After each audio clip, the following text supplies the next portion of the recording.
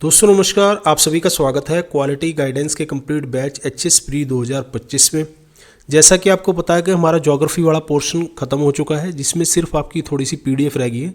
जो latest data है जो मैंने उस दिन आपको बताया था, कुछ चीज़ें रह गई हैं वो पीडीएफ के रूप में, वो आपकी रटने वाली चीज़ें, समझने वाली चीज़ें नहीं हैं। क्लियर हो गया। उसके बाद मैंने आपको जैसे कि बताया था कि अब आपका मैथ शुरू होने वाला है।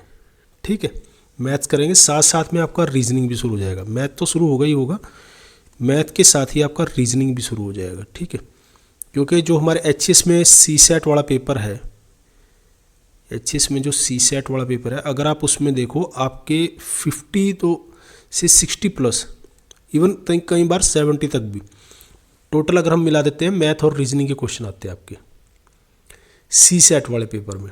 ठीक है, वो वैसे उस पर मैं वीडियो बना चुका हूँ। अगर आपको पीडीएफ चाहिए कहाँ से कितने क्वेश्चन आते हैं, जीएस की तो मैंने डाली हुई है, सी सेट की शायद नहीं डाली, तो मैं भेज दूंगा वो आपको। ठीक है, तो ये पोर्शन अगर आपका कवर हो जाता है तो सी सेट आपका क्लियर हो जाता है, क्योंकि आपको ये पता है 33% आपको इसमें चाहिए, क्वालिफाइंग पेपर है। मैथ और रीजनिंग अगर अच्छे से कर लेते हैं हम, पोर्शन तो हम सारा ही करेंगे, लेकिन मैथ और रीजनिंग अच्छे से अगर कर लेते हैं। दूसरा ये है कि जो बच्चे एचएस के साथ साथ सीईटी की तैयारी कर रहे हैं, क्योंकि आपको पता है कि इस बीच चीज़ें बदल रही हैं। पहले सीईटी का ही बताया जा रहा है कि जनवरी में आ जाएगा जल्दी ही। ठीक है, एग्ज़ाम कब होगा ये होगा, दोनों चीज़ें साथ साथ में हमें लेके चलनी है।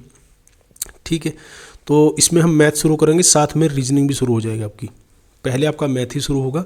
कौन कौन से चैप्टर करने हैं, देखिए अगर हम बात करें सी सेट को, तो आपका 100% होगा ही होगा। इसमें मैथ्स वाले जो टॉपिक हैं, जो प्रीवियस ईयर पेपर में क्वेश्चन आते हैं, जहाँ से ये है कि सी सेट में थोड़े से लेंथी, उनको लेंथी बना दिया जाता है, ज़्यादा उनमें डिटेल दे दी जाती है। ठीक है, सीईटी में ये है कि आपके डायरेक्ट क्वेश्चन पूछे जाते हैं, लेकिन इसमें आपका 90% तक मैथ आपका सीईटी वाला हो जाएगा। इवन 95 कहूँ मैं, कुछ बचेगा ही नहीं वैसे। ठीक है, क्योंकि एक दो टॉपिक थोड़े से अलग होते हैं, बाकी सारा का सारा हो जाएगा। रीजनिंग का भी इतना ही हो जाएगा, कंप्लीट हो जाएगी चीज़ें आपकी। क्लियर है।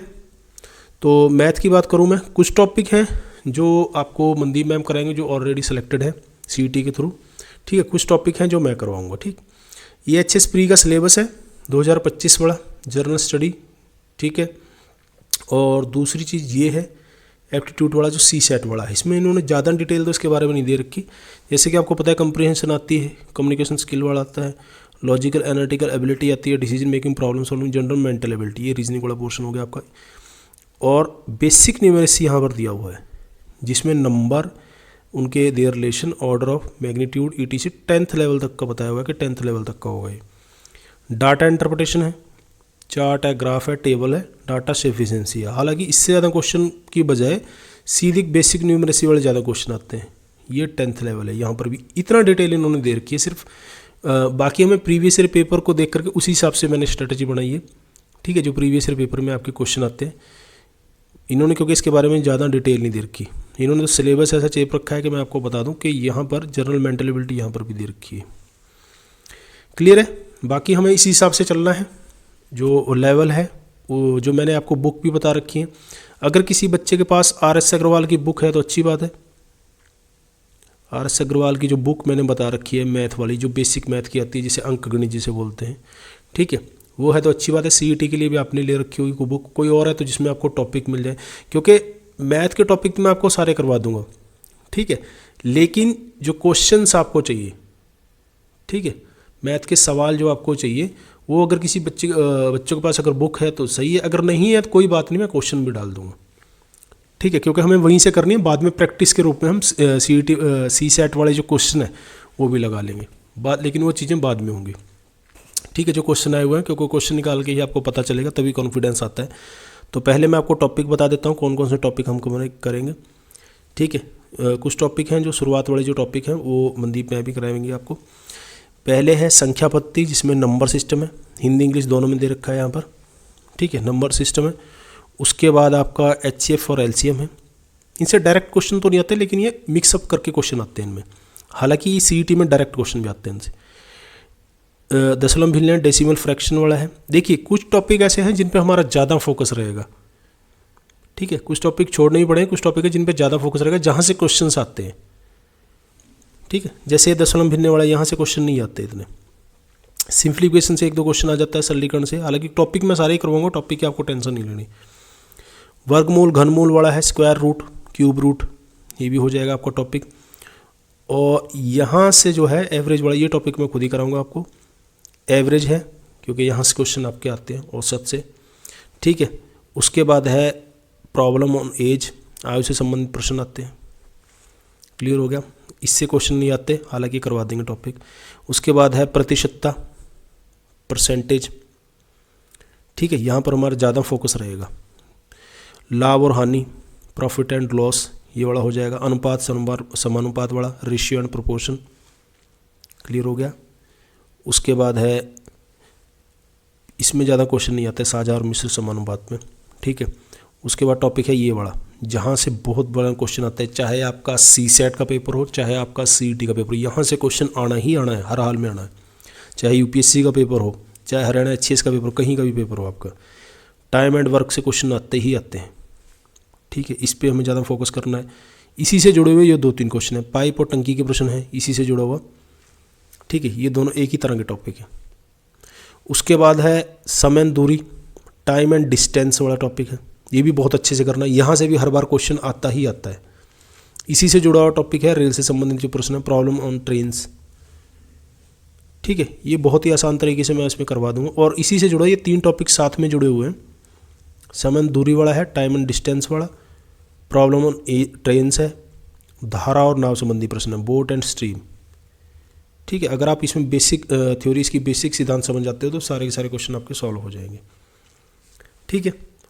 उसके बाद जो टॉपिक है फिर है साधारण ब्याज वाला, सिंपल इंटरेस्ट, यहाँ से क्वेश्चन आता है। और इसी से जुड़ा हुआ दूसरा है चक्रवृद्धि ब्याज, कंपाउंड इंटरेस्ट। ये 2 टॉपिक हैं साथ में, क्लियर हो गया। फिर उसके बाद है दूसरे वाले आ जाते हैं, एरिया आ जाता है, क्षेत्रफल वाला, ये तो करना ही करना है हमें। ठोस वस्तुओं का आयतन, वॉल्यूम ऑन सॉलिड्स।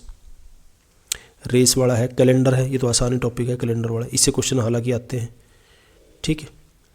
उसके बाद घड़ी है, ये नहीं करेंगे। ट्रू डिस्काउंट का 1-2 क्वेश्चन कर लेंगे। महाजनी बट्टा वगैरह के 1-2 क्वेश्चन आ जाते हैं, हालांकि उसमें नहीं आता ज़्यादा, ठीक है। फिर उसके बाद है ट्रिग्नोमेट्री, है, ये वाला करेंगे हम टॉपिक, क्लियर हो गया। इसमें कुछ कर सकते हैं हम, द्विघात समीकरण वगैरह के टॉपिक कुछ कर सकते हैं, ठीक है।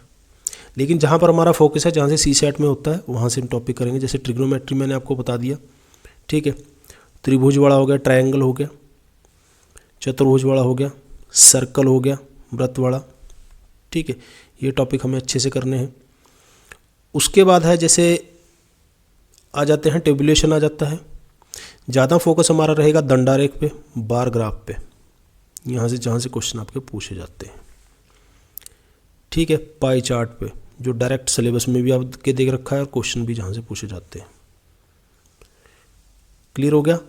उसके बाद आ जाती है नंबर सीरीज, जरूर कर लेंगे। डायरेक्ट क्वेश्चन हालांकि इसका ज़्यादातर नहीं आता है, नंबर सीरीज जरूर करेंगे हम, ये नहीं करेंगे, ठीक है। तो जहाँ जहाँ से टॉपिक पूछे जाते हैं, जो आपके सिलेबस में दे रखा है CSAT में, अगर कोई टॉपिक रह भी जाता है या किसी बच्चे को लगता है कि नहीं वहाँ से क्वेश्चन पूछे जा रहे हैं, तो टॉपिक हम करवा दें, कोई ऐसी दिक्कत नहीं है, ठीक है। इसी के साथ साथ आपका रीजनिंग के साथ साथ में आपकी चलेगी, क्लियर हो गया चीज़ें। जैसे ही टॉपिक क्लियर हो जाते हैं, क्योंकि पहले ही टॉपिक तो 2-3 आपके कंप्लीट हो चुके हैं। मेरा ये है कि रिदम, जैसे ज्योग्राफी में कुछ बच्चों की शिकायत थी कि डेली वीडियो नहीं आ रहा, बहुत सारी चीज़ें उसमें हो जाती है, हेल्थ के इशू भी हो गए, त्योहारों का सीज़न भी हो गया, और दूसरा ये है कि कई बार वाईफाई की हो जाता है। तो टॉपिक मैं सोच रहा हूँ कि सारे रिदम में डलते रहे, आपके टॉपिक तैयार होते रहे। तो ये चीज़ जो है ट्यूसडे से आपकी शुरू होगी, ठीक है, मंगलवार से आपका शुरू हो जाएगा। कोशिश ये रहेगी मेरी, नहीं तो वेडनेसडे से वो क्लियर हो जाएगा, ठीक है। बुधवार से आपका पूरी तरह से शुरू हो जाएगा, ताकि आपका रिदम फिर ना रुके, बिल्कुल भी टॉपिक ना रुके, ना ही आपका रीजनिंग का कोई टॉपिक रुके। रीजनिंग में हालांकि टॉपिक कम है, मैथ में टॉपिक बहुत ज़्यादा है, मैथ का टॉपिक भी आपका ना रुके। तो CSAT वाला जो पोर्शन है आपका 60 से 70% तक मेरा टारगेट है कि आपका कवर हो जाए, और साथ साथ में आपका CET तो हो ही जाएगा इसमें। CET वाला जो मैथ और रीजनिंग का जो पोर्शन है, जहाँ से आपके कम से कम 30 से 40 क्वेश्चन आते हैं, बनते हैं, ठीक है। और कोई किसी बच्चे को डाउट होगा किसी तरह का, तो मुझे मैसेज कर सकता है। शाम का टाइम मैंने आपको बताया कि आप मुझे मैसेज कर सकते हो, कोई डाउट है तो कॉल भी कर सकते हो, कोई ऐसा इशू है नहीं। देखने और सुनने के लिए धन्यवाद। जय हिंद, जय भारत, वंदे मातरम।